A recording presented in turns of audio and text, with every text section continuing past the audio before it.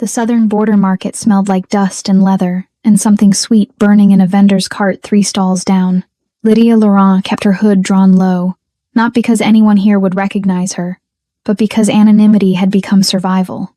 11 months of practice had taught her how to move through crowds without drawing eyes, how to keep her breathing steady even when her arms ached from carrying double the weight she used to know. The twins stirred against her chest, wrapped in linen that had seen better days. She adjusted the sling, feeling their small bodies shift in tandem. They did everything together, breathed together, cried together, slept with their tiny fists curled against each other's faces. She'd named them in whispers, alone in a rented room that leaked when it rained. Clyde, for the boy with his father's stubborn jaw. Harlan, for the girl whose eyes had opened first, alert and watchful even at 2 days old. No one knew their father's name. Lydia intended to keep it that way. The market pressed close around her.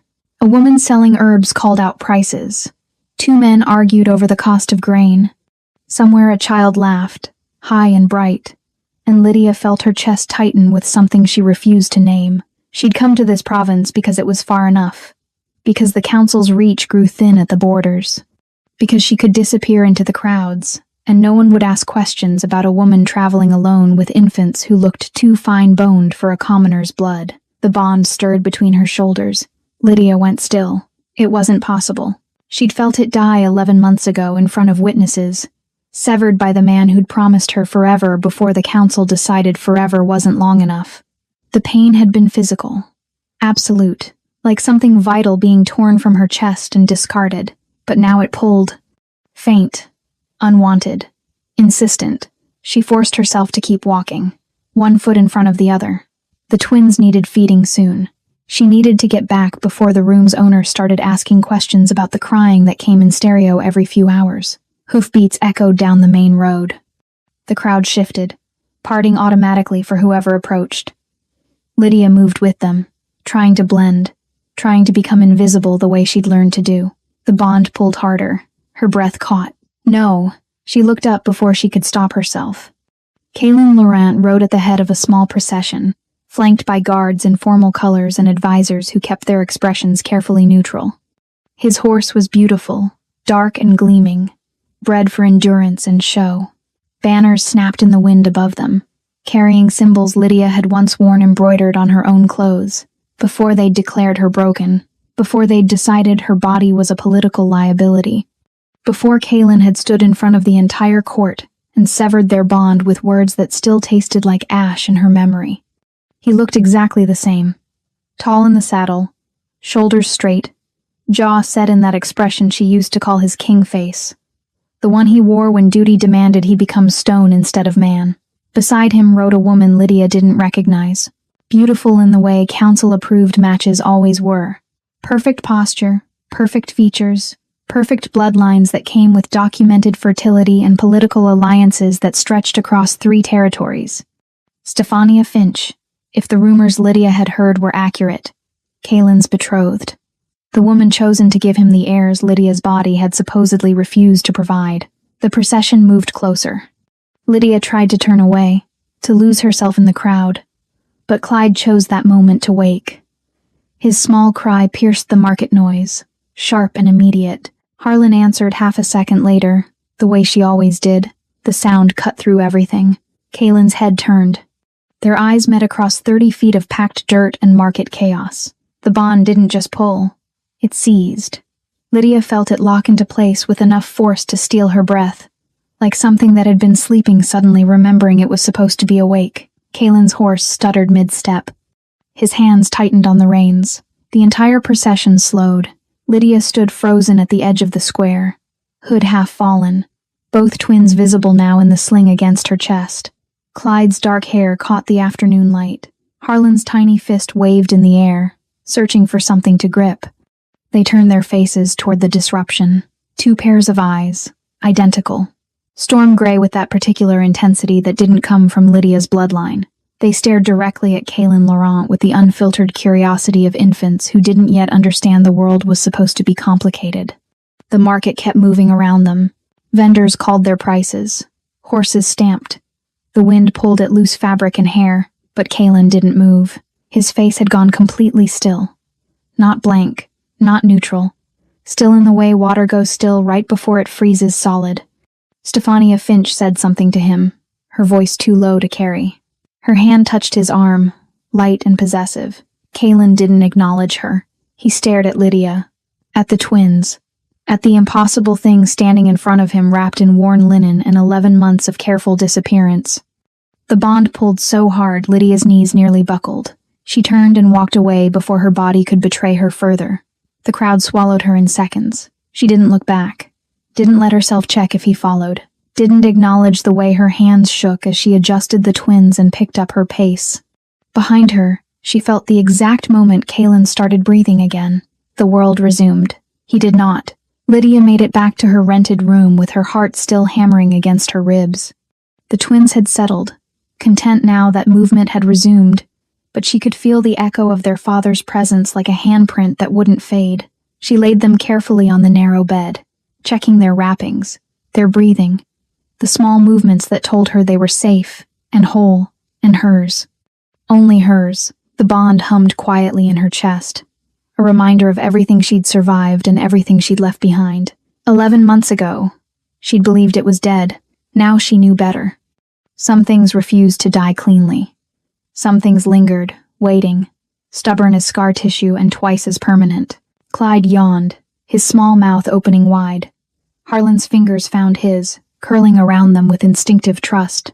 Lydia sat on the edge of the bed and let herself remember what she'd spent 6 months trying to forget. Hey, quick question. How are you feeling today? Thank you so much for being here. It really means the world to me. If this story of Lydia, the Luna, who was declared broken and cast aside, survived 6 months of hiding with a secret the council would kill to silence, and became the one thing that could force an Alpha King to choose between his crown and the truth moved you, please hit that subscribe button for Ariel Romance Library. Smash the like, and drop a comment telling me where you're watching from. It helps more than you know. Alright, thank you. Now let's get back to what happens when a woman declared impossible stands in a market square with proof that shatters everything, and the Alpha King who abandoned her can't look away. The council chamber had been cold that day. Lydia remembered that more clearly than anything else. Cold stone, cold faces, cold words delivered with clinical precision by physicians who'd never once looked her in the eye. She'd stood in the center of the room in formal dress, hands clasped in front of her, trying to keep her spine straight while they discussed her body like it was evidence in a trial. The Luna's condition is confirmed, the head physician had said. His voice echoed off the high ceilings. After extensive examination and observation, we find no capacity for conception. The bloodline cannot continue through this match. Lydia's fingers had gone numb. Kalen had stood 3 feet to her right, close enough to touch but separated by protocol and the weight of what was being decided. She'd felt him tense, felt the bond between them strain like rope under too much weight. Alpha King, the council leader had said, her tone formal but not unkind, just factual, just doing her duty. The law is clear. A Luna who cannot provide heirs cannot hold the position. The bloodline must be secured. Kalen's jaw had worked. She'd seen it from the corner of her eye.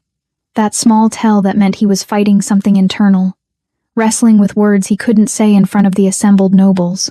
She is my mate, he'd said finally. Quiet, controlled. The bond is complete. The bond is political. Someone else had interjected. Lydia couldn't remember who. One of the older council members, gray-haired and certain in the way people get when they've never had to question the system that benefits them. It serves the kingdom. When it fails to serve, it must be dissolved. Lydia had wanted to speak, wanted to argue that her body wasn't broken, that the tests were wrong, that she deserved more than being reduced to a single function, but the words had stuck in her throat, trapped behind years of training that taught her a Luna's value came from silence and service. The council had voted. Unanimous. The severance would proceed immediately. They'd done it in public. Of course they had. Everything the council did was theater, designed to reinforce power and hierarchy, and the illusion of inevitability. Lydia had worn white, someone's idea of symbolism she'd been too numb to question. The entire court had assembled in the Great Hall. Nobles from every territory. Alphas who'd come to witness the spectacle. Guards lining the walls, servants pressed into corners, their faces carefully blank. Kalen had stood opposite her, his expression locked down so tight she couldn't read anything beyond the surface. The ritual master had spoken the words. Ancient phrases in a language most people present didn't fully understand. It didn't matter. Everyone knew what was happening. Kalen had repeated them. His voice hadn't wavered. Hadn't broken. He'd delivered each word with the precision of a man who'd made his choice and would see it through no matter the cost. The bond had resisted. Lydia had felt it fighting, felt it trying to hold on, clinging to the connection they'd built over 2 years of marriage and a lifetime of believing in destiny. Then it snapped. The pain had been immediate and total, like something living being ripped out of her chest. She'd gasped, couldn't help it, and the sound had carried in the silent hall. Kalen's face had gone white. For half a second, she'd seen it. The regret, the horror, the realization of what he'd just done. Then his expression had smoothed back into neutrality. The ritual master had declared it complete. The crowd had murmured approval. Lydia had collapsed. She woke in her chambers with a physician hovering and her body screaming from the inside out. Everything hurt.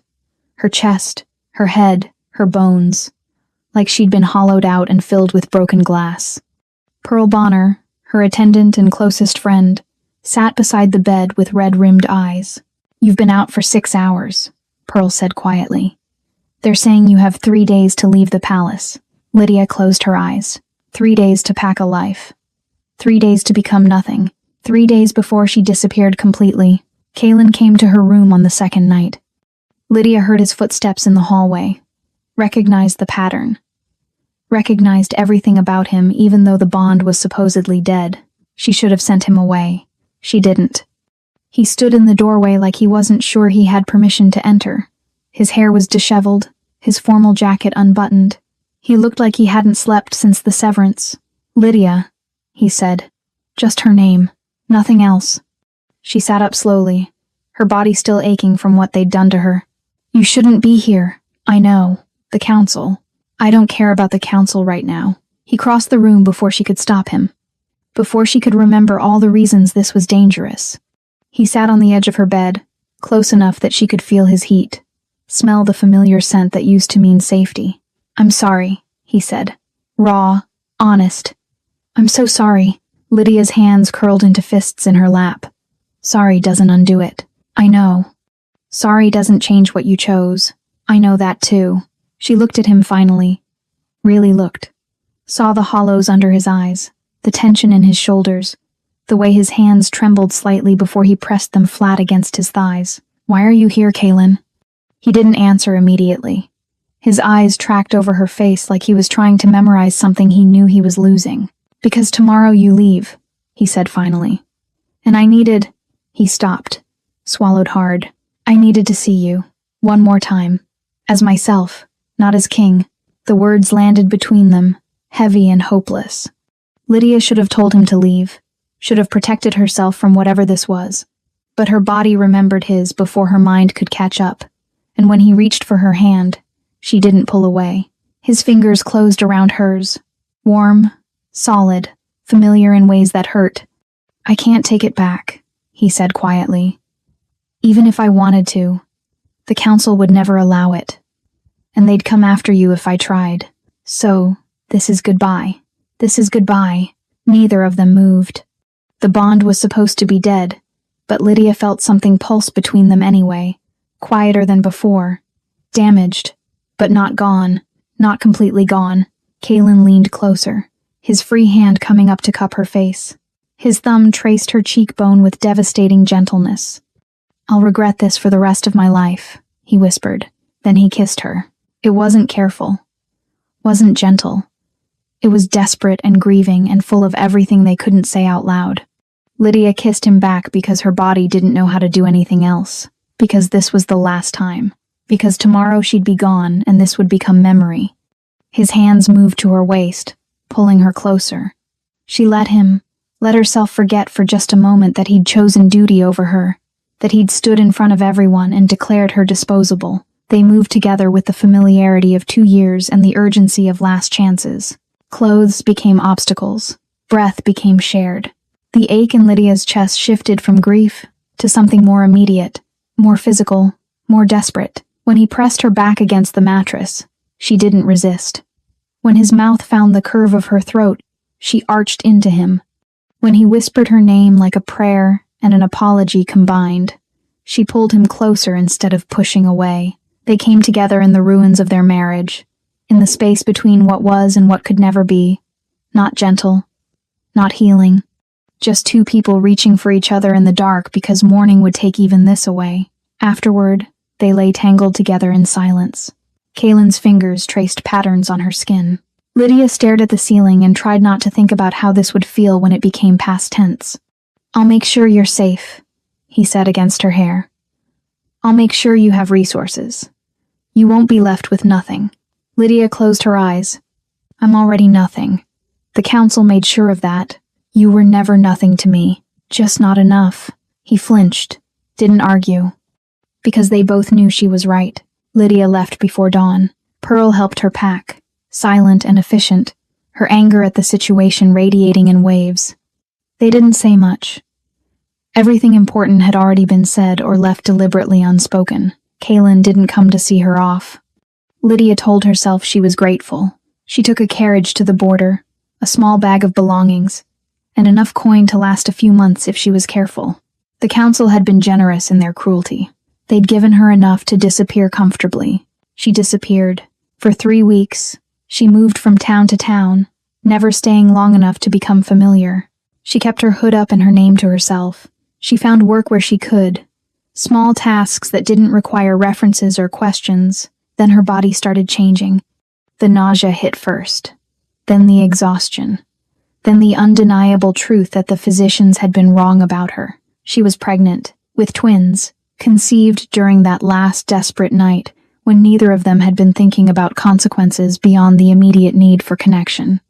Lydia had stood alone in a rented room in a town whose name she'd already forgotten, and laughed until she cried. The council's tests had failed. Their certainty had failed. Their entire system built on controlling bloodlines and declaring certain women impossible had failed. Her body had carried the truth they spent generations trying to erase. She'd kept moving, kept hiding, kept surviving, and when the twins were born, she'd held them close and promised them something she couldn't quite name yet. Freedom, maybe, or revenge. Kaylin found her 3 days later. Lydia had known he would. The bond might be damaged, but it was still a tether, and he'd always been persistent when something mattered enough. She was in the small courtyard behind her building. The twins laid out on a blanket in the shade while she washed their few pieces of clothing. Her hands moved through the familiar motions while her mind stayed carefully blank. She felt him before she saw him. The bond pulled tight. And then he was there, standing at the courtyard entrance like he'd materialized out of intention alone. He wasn't in formal dress. No guards, no advisors. Just Kaylin in plain clothes that didn't quite hide who he was.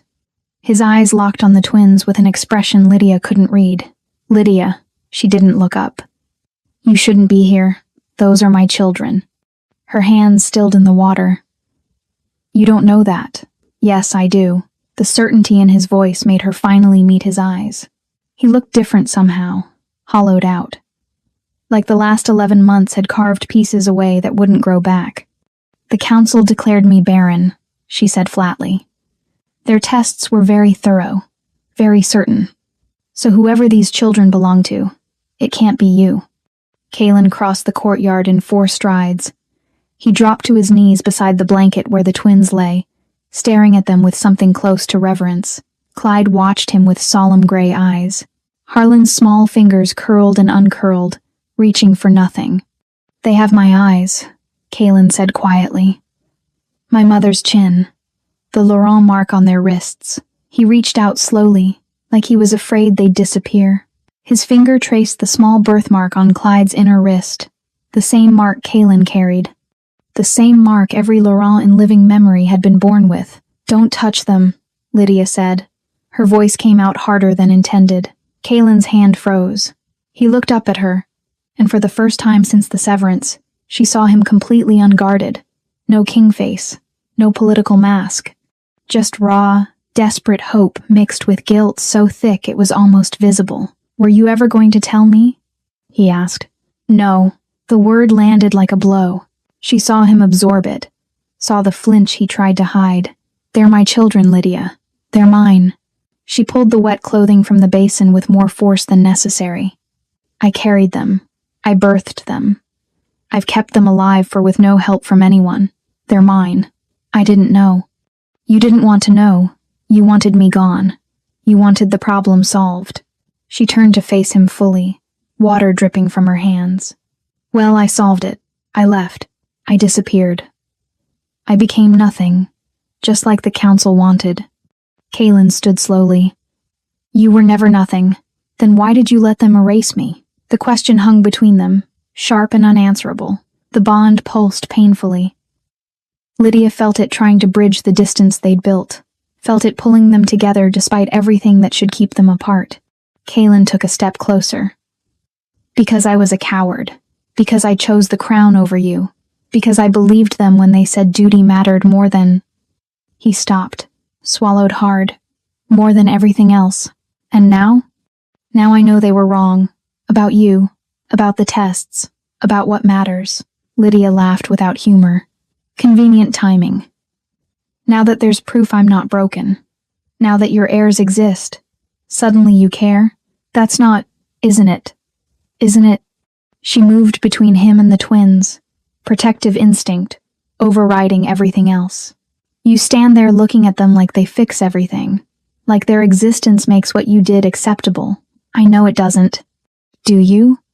Because from where I'm standing, it looks like you're already planning how to claim them, how to take them back to the palace and parade them in front of the council that declared their mother impossible." Kaylin's jaw tightened. "I would never. You severed our bond in front of everyone. You chose politics over me. Why would I trust you now?" The silence stretched between them, filled with everything they weren't saying. The twins made small noises, content in the shade, unaware their parents were standing 3 feet apart and oceans away from understanding. "I'm not trying to take them from you," Kaylin said finally.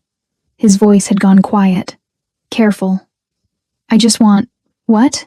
To be their father?" "You lost that right." "Did I?" His eyes met hers with sudden intensity. "Or did I just lose the right to claim it publicly?" The bond surged between them, and Lydia felt it pull so hard her breath caught.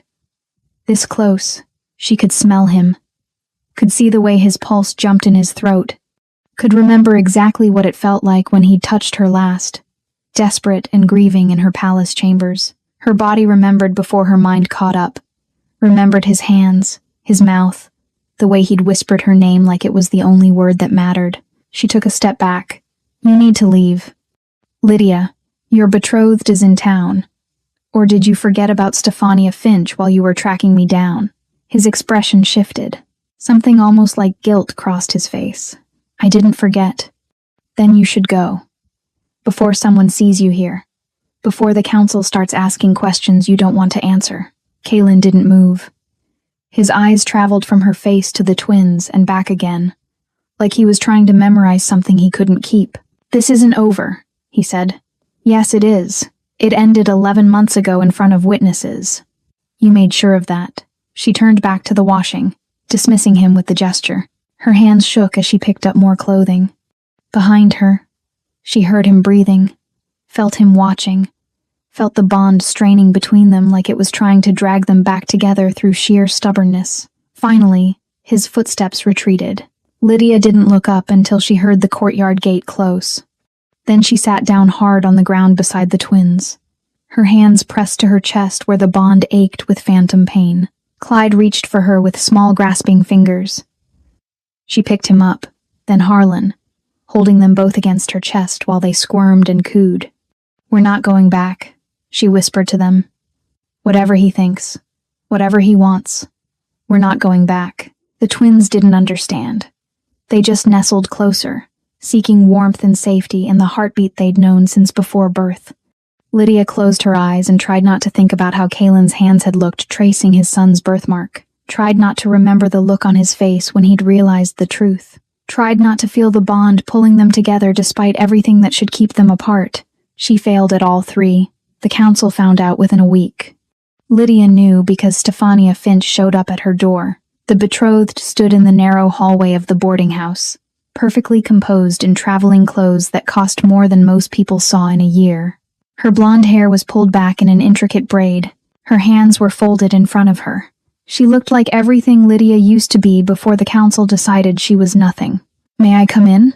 Stefania asked. Polite. Neutral. Lydia should have said no. Should have closed the door and pretended this wasn't happening. She stepped aside. Stefania entered the small room, her eyes tracking over the sparse furniture, the twins sleeping in a makeshift crib, the evidence of Lydia's reduced circumstances. "You've been surviving," Stefania said. Not a question. "Is there something you want?" Lydia kept her voice flat, to see if the rumors were true. Stefania moved closer to the crib, studying the twins with clinical interest. "They are his, aren't they?" Lydia's hands curled into fists at her sides. "That's none of your concern." "Actually, it's entirely my concern. I'm about to marry the Alpha King. His heirs are very much my business. They're not heirs. They're children born outside the bond, to a woman the council declared unfit. They don't exist legally." Stefania smiled. It wasn't warm. "Legally, perhaps, but blood doesn't lie. And those two carry Laurent marks that can't be faked or denied." The twins stirred in their sleep. Harlan's small fist uncurled, reaching across the space toward her brother. Clyde shifted closer. Instinctively. "What do you want?" Lydia asked again. "To understand the situation." Stefania turned to face her fully. "The council is already asking questions. Kalen's been distracted since we arrived here, and someone saw him leaving this building 3 days ago. He wanted to see the twins. I'm sure he did." Stefania's tone remained pleasant, but something cold lived behind it. "The question is what happens next?" Lydia's stomach tightened. "Nothing happens next. I stay here. You marry him. Everyone gets what they want." "Except that's not how this works." Stefania moved to the window, looking out at the street below. "The council built their power on control. Control of bloodlines, of succession, of who carries the future. You and your children threaten that control. I'm just trying to survive. Survival isn't the problem. The problem is what you represent." Stefania glanced back at her. "You were declared impossible, sterile, broken, and yet there they are. Living proof that the council's tests can fail. Living proof that the system isn't absolute." The words settled into the room like ice water. "The council wants them verified," Stefania continued. "They want to run their tests, confirm parentage, determine legitimacy. And if I refuse, you won't have a choice. They'll send guards if necessary." Lydia's breath came faster. "They can't just take them, can't they?" Stefania's expression stayed neutral. "You have no legal standing, no protection, no bond to shield behind. What exactly do you think stops them from doing whatever they want?" The truth of it landed like a physical blow. Lydia crossed to the crib, putting herself between her children and the woman who'd come to deliver threats wrapped in polite conversation. "Why are you here?" Lydia asked. "If the council's going to act, why warn me?" Stefania studied her for a long moment. "Because I'm curious whether you'll run or fight. And because Kalen is already making choices that complicate things. Choices the council won't tolerate much longer." "What choices?" "He's refused to announce our wedding date. He's requested delays on the alliance contracts. And yesterday, he asked the council to review your original test results." Lydia's heart kicked against her ribs. "Why would he do that? Why do you think?" Stefania moved toward the door, her message delivered. "The council will be here in 3 days. They'll bring physicians, guards, witnesses, whatever it takes to resolve this situation according to their standards." She paused in the doorway, looking back one last time. "You should decide what you're willing to lose," she said quietly. "Because they'll make you choose." Then she was gone, her footsteps echoing down the hall. Lydia stood frozen in the center of the room, her mind racing through options that all ended badly. The twins woke, crying in tandem the way they always did. She picked them up automatically, holding them close, feeling their small hearts beating against her chest. 3 days. She had 3 days to figure out how to protect them from a system designed to erase anything it couldn't control. 3 days before the council came to verify whether her children had the right to exist. Pearl arrived that night. Lydia heard the knock and knew immediately who it was. She opened the door to find her friend standing there with a travel bag and an expression that said she'd already made decisions and wouldn't be argued with. "I'm not letting you face this alone," Pearl said. Lydia pulled her inside quickly, checking the hallway before closing the door. "How did you even know? I've been keeping track of you." Discreetly. Pearl set her bag down and moved immediately to the twins, who were awake and restless on the bed. "And I heard about the council's plans. They're not being subtle about it. I can't let them take the twins for verification." "You know what that means." Pearl's expression darkened. "It means they'd find reasons to declare them illegitimate regardless of blood. It means keeping them away from Kaylin permanently. It means my children disappear the way I was supposed to." They stared at each other in the dim lamplight. "You could run," Pearl said finally. "Tonight. I'll help. We can get you to the western border before the council even knows you're gone." "And then what? Run forever? Watch over my shoulder while they grow up knowing their father exists but can never claim them. Better than the alternative." Lydia picked up Clyde, who'd started fussing, his small face scrunched in displeasure. "There has to be another option." "There isn't. Not unless—" Pearl stopped. "Unless what?" "Unless Kaylin actually fights for you. For them. Unless he chooses differently this time." The words hung between them, heavy with hope neither of them wanted to acknowledge. "He won't," Lydia said. "He chose once. The council will make him choose again, and he'll make the same decision. Are you sure?"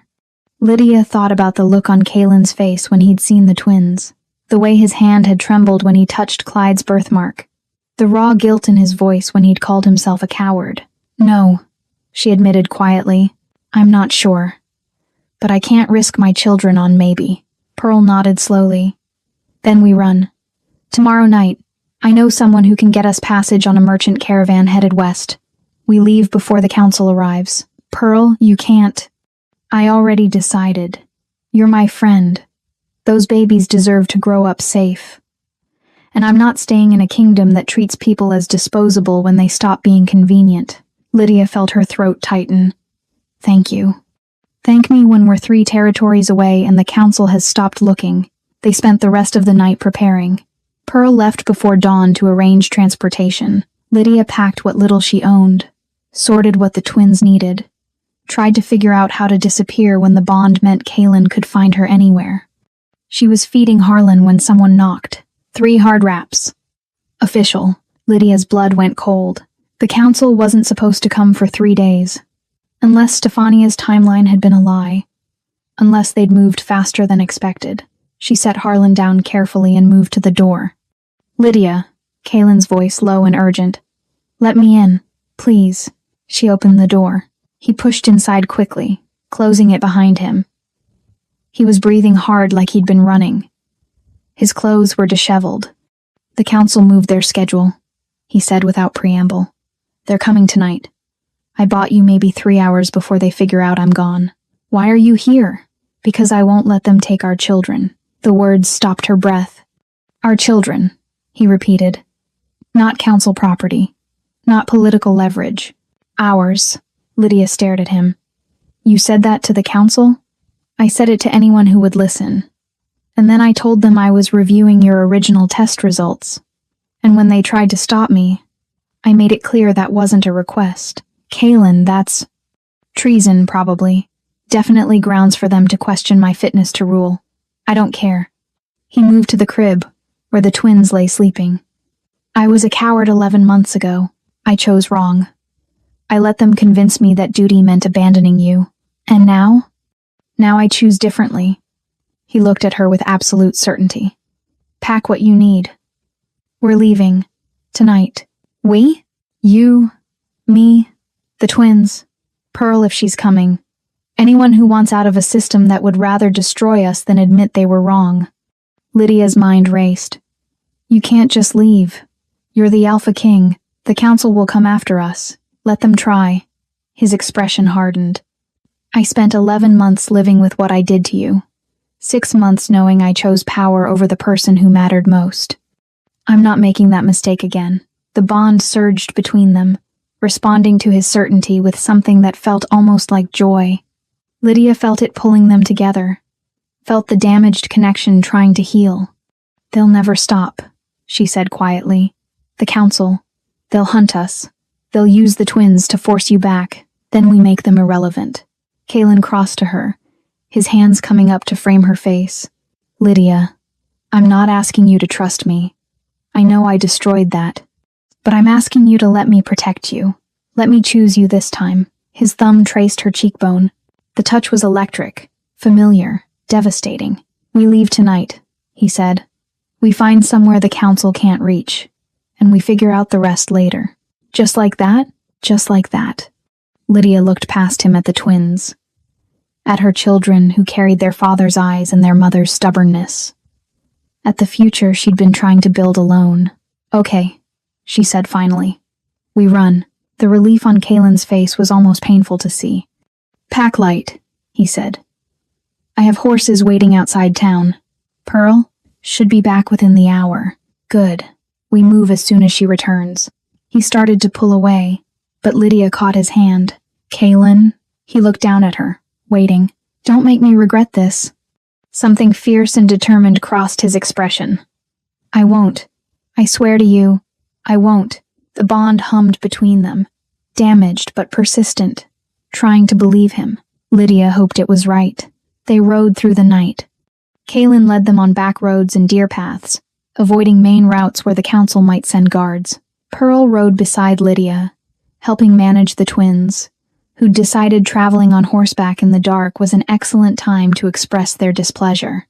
They have opinions, Pearl muttered as Clyde's wails hit a new pitch. They're Lawrence, Kaelin called back. Opinions are genetic. Despite everything, Lydia almost smiled. They stopped at dawn in a clearing deep enough into the forest that sounds wouldn't carry. Kaelin helped Lydia down from her horse, his hands careful on her waist, lingering half a second longer than necessary. The bond noticed. It always noticed. Pearl took the twins, giving them space neither had asked for, but both needed. There's a cabin about 2 hours north, Kaelin said, pulling supplies from his saddlebag. One of my mother's old holdings. The council doesn't know about it. We can stay there while we figure out next steps. Next steps, Lydia repeated. You mean, while we figure out how to survive with the entire council hunting us? Yes, at least he was honest. She watched him work, watched the way he moved with careful efficiency, watched how he kept glancing at where Pearl sat with the twins, like he was afraid they'd disappear if he looked away too long. You really meant it, she said quietly. About choosing differently. Kaelin stopped moving. He turned to face her fully, and in the early morning light, she could see how exhausted he was. How much the last week had cost him. I spent 11 months believing I'd done the right thing, he said. Telling myself duty mattered more than personal desire. That a good king sacrifices what he wants for what the kingdom needs. That's what they teach you. They're wrong. He moved closer, closing the distance between them. A good king protects the people who matter, even when the council disagrees. Especially then. Pretty words. Not words. Truth. His hand came up, hesitating near her face. May I? The question stopped her breath. After everything, he was asking permission. She nodded. His palm cupped her cheek, thumb tracing the curve of her jaw. The touch was gentle, reverent, nothing like the desperate grief of 11 months ago. I know I don't deserve your forgiveness, he said softly. I know I broke something that might never heal. But Lydia, I swear to you, I will spend the rest of my life proving I learned, that I changed, that I won't fail you again. The bond surged between them, responding to his certainty with desperate hope. Lydia's breath caught. The bond. It's still there. It never left. Just went quiet. I felt it die. You felt it break. That's different. His other hand came up to frame her face. The severance damaged it, hurt it badly. But the foundation stayed, because some bonds don't die cleanly. Some bonds are stubborn. Like us. Like us. They stood there in the clearing with dawn breaking around them, close enough that she could feel his breath, could see the flecks of lighter gray in his eyes, could remember exactly what it felt like when he'd held her last. Her body remembered too. Remembered his weight, his warmth, the way he'd whispered her name like prayer. "Kaylin," she started. "I know. Too fast. Too much." But he didn't step back. "Just let me protect you. Let me keep you safe. The rest we can figure out." "The rest?" "Whether you ever forgive me, whether the bond can heal, whether—" He stopped, swallowed hard. "Whether you could ever want me again the way you did before." Desire flickered through her, unexpected and unwelcome.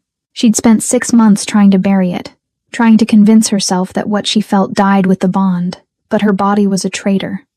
And standing this close to him, feeling his hands on her face, breathing the same air, it all came rushing back. "This is a terrible idea," she whispered. "I know. We should focus on surviving. We should." Neither of them moved away. Kaylin leaned closer, his forehead coming to rest against hers. "Tell me to stop. Stop," she said without conviction. His lips brushed hers, question more than claim. Lydia's hands came up to grip his shirt, and she couldn't tell if she was pulling him closer or pushing him away. She pulled him closer. The kiss was different than before. Not desperate, not frantic. Slow and careful and full of everything they hadn't said. His mouth moved against hers like he was learning her all over again, like he knew he'd lost the right to assume anything and had to earn every moment. Lydia kissed him back because her body had decided 6 months ago was yesterday and nothing in between mattered except this. His hands slid from her face into her hair. She pressed closer, feeling the solid warmth of him, feeling the bond flare bright between them. When they finally pulled apart, both breathing hard, his eyes were dark with want. "We should," she started. "I know." But his hands stayed in her hair. "The twins are with Pearl, safe. This doesn't fix anything." "No, but it reminds me what we're fighting for." He kissed her forehead, gentle and tender. "I won't push.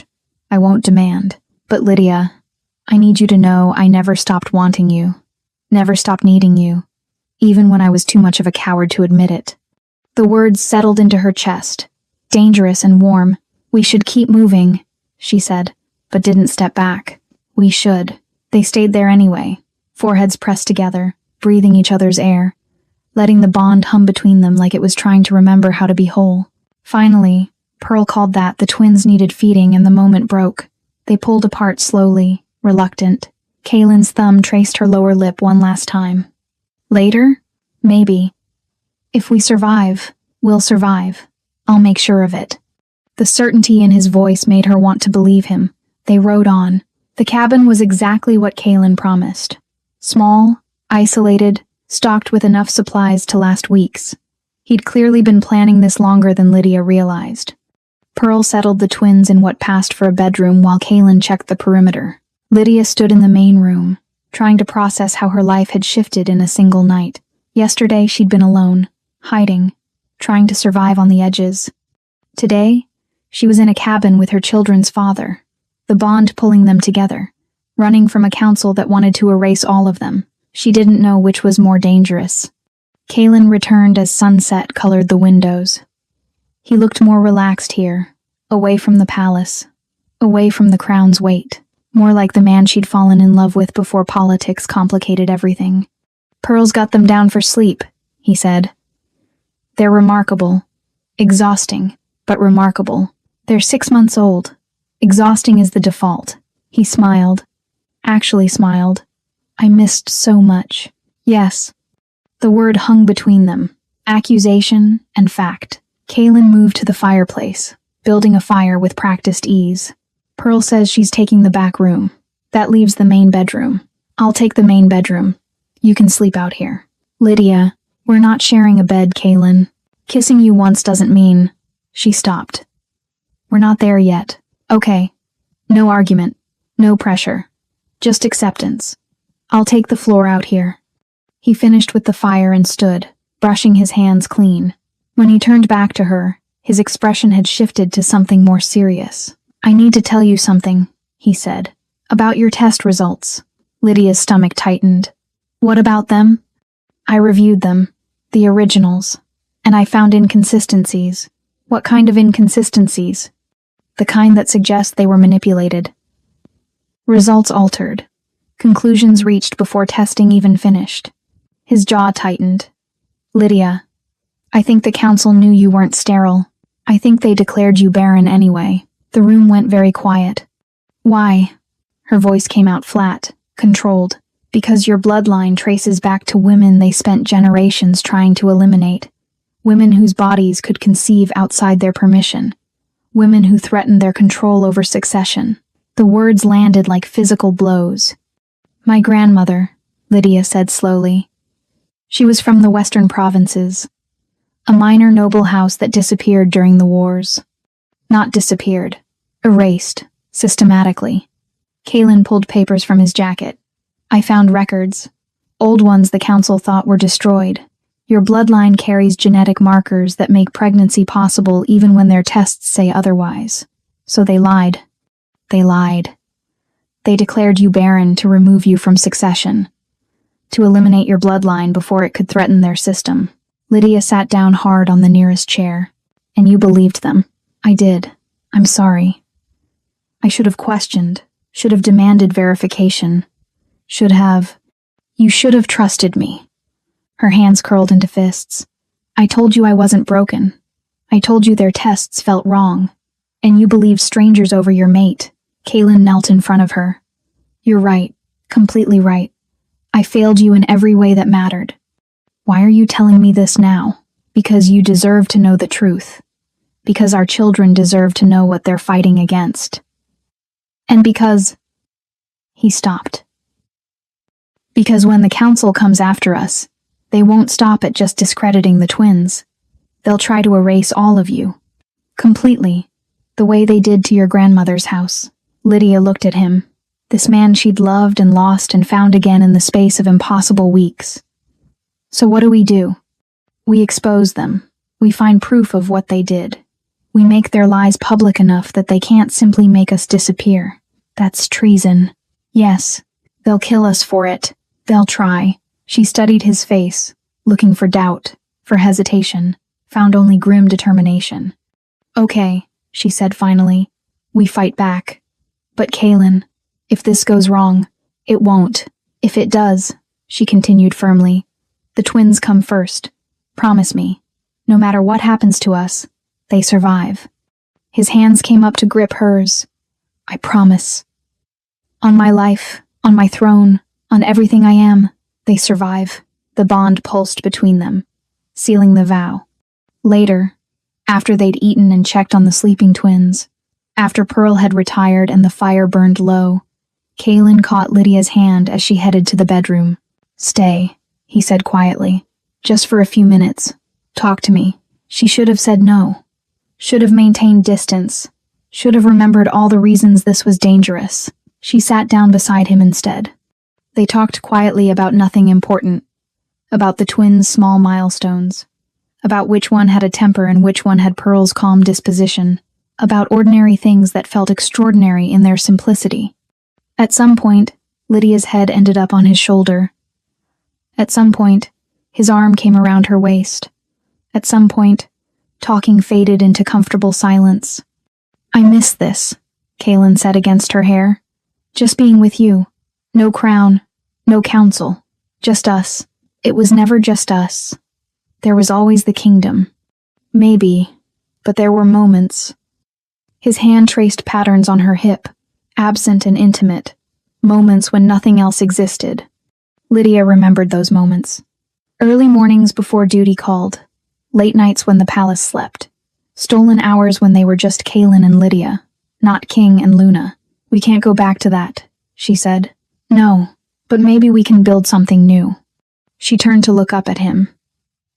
What if I can't forgive you? Then I'll spend my life earning it anyway. Because Lydia, even if you never forgive me, even if the bond never fully heals, I choose you. Every day, every moment, for however long you'll let me. The honesty in his words made her chest ache. Stay tonight, he said. In here, with me. Just to sleep. He stopped. I need to know you're close, that you're safe. Kaylin, please. The vulnerability in that single word broke something loose in her chest. Just sleeping, she said firmly. Just sleeping, he agreed. They made a nest of blankets near the dying fire. Lay down close enough to touch but not touching. The bond hummed between them, content with proximity. Lydia fell asleep listening to his breathing, feeling safer than she had in 6 months. When she woke in the night to feed the twins, she found Kaylin's arm had come around her waist in sleep, holding her close. She didn't move away. The council found them 5 days later. They'd been careful, had covered their tracks, avoided obvious routes, stayed hidden in the cabin, while Kaylin made quiet inquiries through contacts he trusted. It wasn't enough. Lydia woke to horses and the sound of armed men surrounding the cabin. Dawn light filtered through the windows. Beside her, Kaylin was already moving, already reaching for weapons he'd stashed nearby. Get the twins, he said quietly. Get Pearl. Back room. Now. Lydia didn't argue. She grabbed Clyde and Harlan, who'd started crying at the disruption, and ran to wake Pearl. Council? Pearl asked, already gathering supplies. Yes. They barricaded themselves in the back room, while Kaylin faced whoever waited outside. Lydia heard voices, demanding entry, threatening force. Kaylin's voice responding, calm but firm. This is private property. You have no authority here. We have all the authority we need, Alpha King. The council has declared this matter urgent. You will surrender the woman and children for verification. No. Silence. Then, that's not a request. I don't care what it is. You're not taking them. More voices. Arguing. The sound of steel being drawn. Pearl grabbed Lydia's arm. There's a root cellar. Through the floor. Big enough for all of us. Kaylin. Will find us after. Move. They pried up the floorboards as quickly and quietly as possible. The space below was cramped and dark, but large enough. Pearl went first, then Lydia lowered the twins to her before climbing down herself. Just as she pulled the boards back into place, she heard the door crash open. Boots on the floor above, multiple sets, commands being shouted. Kaylin's voice, tight with anger, demanding to know on whose authority they'd broken entry. The council's authority. And yours technically, Alpha King. Though you seem to have forgotten that. The voice was female, older. Lydia recognized it after a moment. Counselor McGraw, head of the Bloodline Committee. I've forgotten nothing, Kaylin said coldly. I remember exactly how this council operates, what it's willing to do to maintain power. Careful, Alpha King. That sounds dangerously close to sedition. Truth isn't sedition. Truth is what the council says it is. The words hung in the air above them. Lydia held the twins close, covering their mouths gently to keep them quiet. They squirmed but didn't cry, sensing somehow that silence meant safety. Where is she? McGraw demanded. Who? Don't play games. The woman, Lydia Laurent, and the alleged children. They're not alleged. They're my children, with my mate, former mate. You severed that bond yourself. The bond says otherwise. More silence, heavier this time. You're claiming the severance failed? McGraw's voice had gone dangerous. I'm claiming some bonds refuse to die, no matter how much the council wants them to. Footsteps crossed the floor above, searching, opening doors. Pearl's hand gripped Lydia's in the dark. The documents you stole from the archives, McGraw said. Very bold, very foolish. The documents that prove you manipulated test results? That show you've been eliminating certain bloodlines for generations? Those documents? Be very careful what you accuse us of. Or what? You'll declare me sterile too? Tell the entire kingdom their king is unfit because he questions your authority? Something crashed above them. Furniture being overturned. We will find them, McGraw said. You've delayed the inevitable. Nothing more. Then keep searching. You won't find them here. Lydia heard the lie in his voice. Smooth, confident, buying them time. The search continued for what felt like hours. Men's voices calling out as they checked every corner. The sound of belongings being torn apart. The twins started fussing. Lydia nursed them in the dark, praying they wouldn't cry loud enough to be heard through the floorboards. Finally, McGraw's voice cut through the chaos. Enough. They're not here. He moved them already. Relief flooded through Lydia. You can't protect them forever, McGraw said to Kaylin. The council will have its verification. One way or another. Try it. See what happens. Is that a threat, Alpha King? It's a promise. You touch my family, and I'll burn down every system you've built to find them. The words landed with absolute certainty. You would destroy the kingdom over a woman? I would destroy anything that tries to harm what's mine. Footsteps retreated. Orders given to mount up and search the surrounding area. Then silence. They waited in the dark cellar for another hour before Kaylin knocked on the floor in the pattern he'd arranged with Pearl. Safe. Come up. Lydia handed the twins up first, then climbed out into chaos. The cabin had been torn apart. Furniture overturned, supplies scattered, every hiding place violated. Kaylin stood in the center of it, breathing hard, blood on his knuckles. Are you hurt? Lydia asked immediately. No, they didn't get violent, just threatening. His eyes tracked over her, the twins, Pearl, making sure everyone was whole. We need to move, now. They'll be back with more men. Where do we go? South, to the trade cities, places where council authority is contested, where we can lose ourselves in crowds, and then we make their crimes public, force them to defend their system in front of people who have no reason to protect them. Pearl started gathering what hadn't been destroyed. Lydia held the twins close, feeling the bond pull tight with Kaylin's determination. This is war, she said quietly. Yes, but it's a war they started when they declared you impossible. He crossed to her, his hand coming up to cup her face. I'm sorry. I'm sorry you're in danger because of me. Because of what we are together. We're in danger because the council can't accept that they were wrong. That's not your fault. Isn't it? If I'd fought 11 months ago. You're fighting now. That's what matters. The bond surged between them, responding to their unity. Kaylin leaned down, his forehead pressed to hers. I will keep you safe. All of you. I swear it. I know. They stood there for half a second, drawing strength from each other, before reality demanded they move. They packed what they could carry, destroyed what they couldn't take, left the cabin as the sun rose higher, heading south toward uncertain safety, and the fight neither of them had chosen but both would see through. Behind them, Lydia heard horses returning in the distance. The council wasn't giving up. Neither were they. The trade city of Turlo welcomed them with indifference, which was exactly what they needed. Crowds thick enough to disappear into.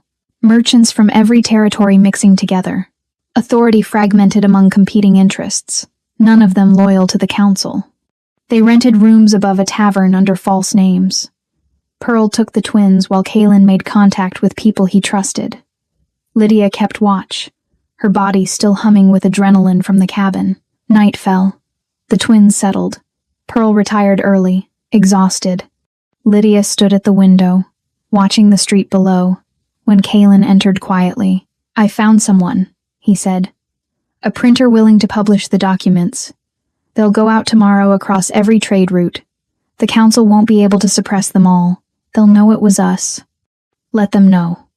By the time they react, the truth will be everywhere. He moved to stand beside her, close enough that their shoulders brushed. Below, the city lived its life, unconcerned with their drama. What happens after? Lydia asked.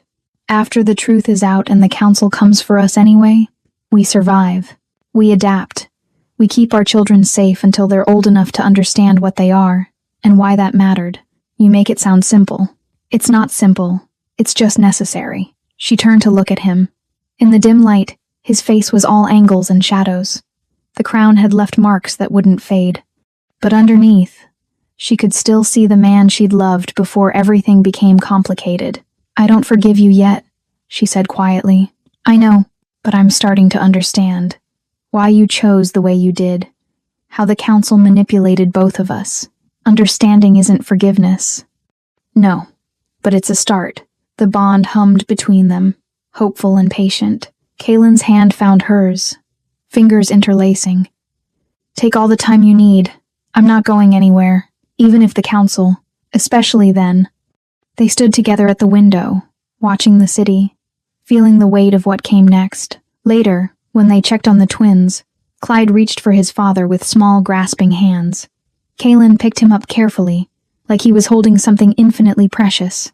"Hello, son," he whispered. "I'm sorry it took me so long to fight for you." Harlan stirred, and Lydia picked her up, bringing her close to her brother and father. The four of them stood there in the quiet room, a family built from broken pieces and stubborn bonds. "They'll be strong," Kaylin said, watching his children with wonder. "Like their mother, and stubborn like their father, that too." Clyde yawned, his small face scrunching. Harlan's fingers found her brother's, holding tight the way they always did. "We should let them sleep," Lydia said, but neither of them moved. Neither wanted to break the moment. Finally, they laid the twins down together, watching them settle into sleep with the ease of children who didn't yet understand the world was complicated. Kaylin caught Lydia's hand as they left the room. "Stay with me tonight." "Kaylin, just to sleep. Just to—" He stopped. "I need to know you're close, that you're real, that I didn't imagine this." The vulnerability in his words made her chest ache. "All right," she said quietly. "But just sleeping, just sleeping." They made a nest of blankets on the floor since the bed was small, lay down close enough to feel each other's warmth. The bond settled between them. Content. "Lydia?" Kaylin's voice in the dark. "Yes?" "Thank you for letting me try, for giving me a chance to choose better." She didn't answer with words, just reached for his hand, lacing their fingers together. They fell asleep like that, connected, while outside the city lived, and the truth prepared to spread, and the council sharpened its response. The documents went public 3 days later. Lydia stood in the market square, Pearl beside her, watching people read printed sheets that detailed council corruption spanning generations. The manipulation of bloodline tests, the systematic elimination of certain families, the lies built into the foundation of their government. Reactions varied: shock, anger, disbelief. But the truth was out, undeniable, spreading faster than the council could contain it. Kaylin returned that afternoon with news. "The council's called an emergency session. They want me to return to the capital. Immediately. Will you go?" "Not alone. We go together. All of us. Or not at all. That's suicide. That's justice." His expression was grim but determined. "The truth is out. Now we force them to answer for it publicly. In front of witnesses they can't silence." Lydia looked at Pearl, who nodded slightly. Looked at the twins sleeping peacefully in their carrier. Looked at Kaylin, this man who'd chosen wrong once and was fighting to choose better every day since. "Then we go," she said. Together, the council chamber was full. Not just nobles and alphas. Common people, merchants, farmers. Everyone who'd read the documents and demanded answers. The council sat in their elevated seats, faces carefully neutral, but Lydia could see the cracks in their composure. Kaylin stood in the center of the floor, Lydia beside him, the twins in her arms. Pearl stood just behind them. A family, a statement. Counselor McGraw spoke first. "Alpha King, you've caused considerable disruption. I've told the truth. If that's disruptive, perhaps the system needed disrupting." Murmurs from the assembled crowd. "The documents you released are authentic. You know they're authentic. The question is whether you'll admit it." McGraw's expression tightened. "Those records were sealed for good reason. Sealed to hide crimes. To protect power built on lies. Careful, Alpha King." "No." Kaylin's voice cut through the chamber. "I'm done being careful. I'm done letting this council dictate truth. These children," he gestured to the twins, "exist. They're mine. Born to a woman you declared sterile because her bloodline threatened your control." The chamber went very quiet. "You manipulated test results," Kaylin continued. "You eliminated families. You built an entire system on declaring certain people impossible. And when reality proved you wrong, you tried to silence it. That's true. All of it." He pulled more documents from his jacket. Medical records. Test results showing manipulation. Communication between council members discussing which bloodlines to target next. He threw the papers onto the chamber floor. "So here's what happens now. You acknowledge what you did. You reform the system. Or I abdicate, take my family, and let you explain to the kingdom why your Alpha King chose truth over power." The threat hung in the air. McGraw stood slowly. "You would abandon your duty?" "I would abandon a throne built on corruption. In a heartbeat." Lydia felt the bond surge with his certainty. Felt her own pride mixing with fear. The crowd murmured louder now. Demanding answers. Demanding accountability. Finally, one of the younger council members stood. A woman named Leona Cross, who'd always seemed less rigid than the others. "Perhaps," she said carefully, "it's time we examined whether our testing standards are as absolute as we've claimed." Another council member stood. Then another. The tide was shifting. McGraw looked around at her colleagues, at the crowd, at the documents scattered on the floor. Her face was stone, but Lydia saw the moment she realized the fight was lost. "Very well," McGraw said coldly. "An inquiry into testing procedures, historical practices. We will—" "No," Kaelin interrupted. "Not an inquiry you control. Independent review. Public records. Complete transparency. That's non-negotiable." The chamber erupted in noise. Arguments, demands, the carefully controlled order of council meetings dissolving into actual democracy. When the vote came hours later, the council agreed to reforms, not because they wanted to, because the alternative was losing all authority. Kaelin had won. But standing there watching it happen, Lydia knew the real victory wasn't political. It was the twins sleeping peacefully through the chaos. It was Pearl standing proud beside them. It was the bond between her and Kaelin, damaged but healing. Stubborn enough to survive even this, they didn't return to the palace. Instead, they took the western house Kaelin's mother had left him, smaller than the palace, quieter, far enough from the capital that the council's shadow didn't reach. Pearl stayed, becoming part of their small family. The twins grew, learning to smile, to reach, to make sounds that might become words someday. Kaelin traveled back to the capital when duty demanded, but he always came home, always chose them. Slowly, carefully, Lydia learned to trust that. The bond healed in increments. Not suddenly, not completely, but enough. Enough to build something new. One evening, 6 months after the council's defeat, Lydia found Kaelin in the garden watching the sunset. The twins played nearby on a blanket, Clyde trying to grab his sister's toy while Harlan shrieked with laughter. "You look content," Lydia said, sitting beside him. "I am. For the first time in years, I actually am." She leaned against his shoulder, feeling the solid warmth of him. "No regrets? About leaving the palace?" "Never." He paused. "About how long it took me to fight for you. Every day. You're fighting now. I should have fought then. Maybe. But we can't change the past." "No. But we can build a better future." The twins laughed again. That shared sound they made when something delighted them both. Kaelin's arm came around Lydia's waist, pulling her closer. "I love you. I know I have no right to say it. I know I broke us once. But Lydia, I love you. More than the crown. More than duty. More than anything except those two perfect humans we somehow made together." The words settled into her chest, warm and true. "I know," she said quietly. "I love you too. Even though I probably shouldn't. Even though you don't deserve it yet."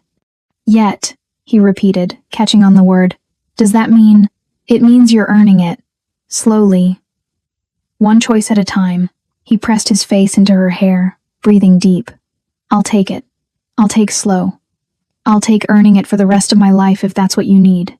The bond hummed between them, content and healing. "Stay with me tonight," Lydia said. "Actually with me. Not just sleeping." She felt him go very still. "Are you sure?" "No. But I'm choosing anyway." He pulled back to look at her, searching her face. "Lydia, I'm choosing you. Again. Knowing what it costs.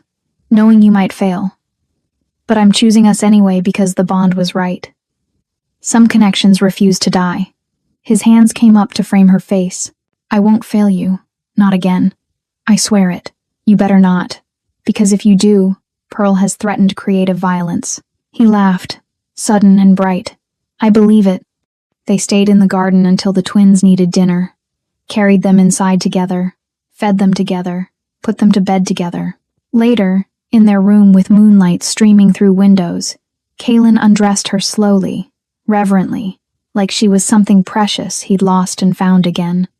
"I missed this," he whispered against her skin. "Missed you. Missed us." Lydia pulled him closer, feeling want and trust and hope mixing together. "Then don't waste any more time." He didn't. They came together in the quiet dark, not desperate like before, not frantic, just two people choosing each other despite everything that should keep them apart. His hands knew her body remembered his. The bond flared bright between them, responding to their connection with something close to joy. Afterward, they lay tangled together, breathing hard, hearts racing in tandem. "Worth the wait," Kaylin said against her shoulder.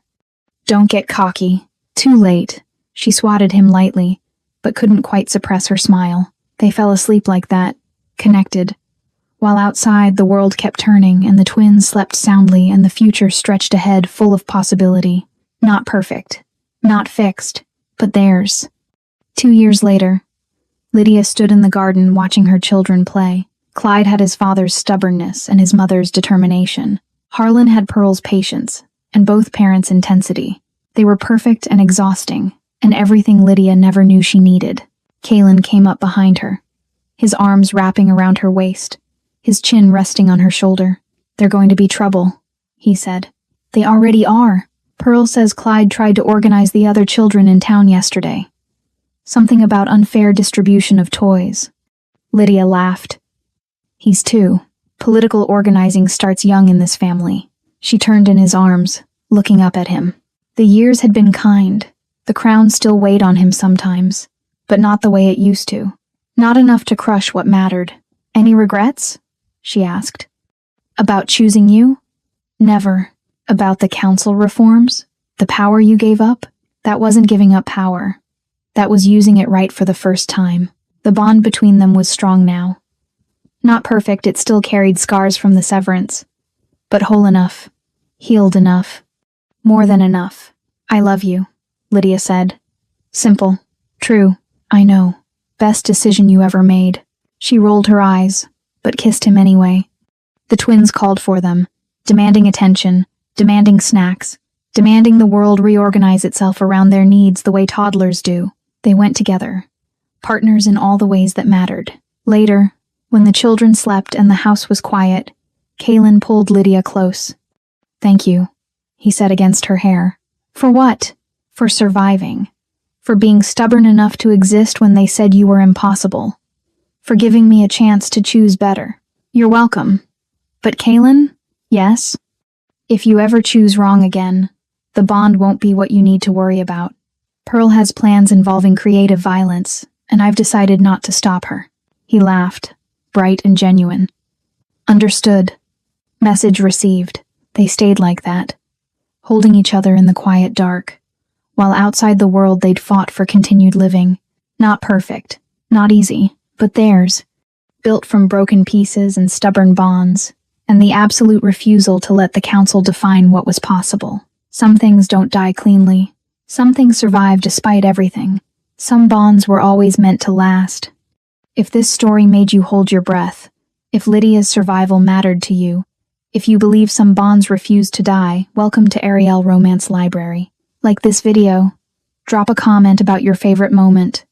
Subscribe and stay with us for stories where destiny always fights back, where love refuses to stay buried, and where being declared impossible is just the beginning. Because some stories aren't just entertainment, they're proof that the systems built to erase us can be torn down, one stubborn bond at a time. Thank you for watching.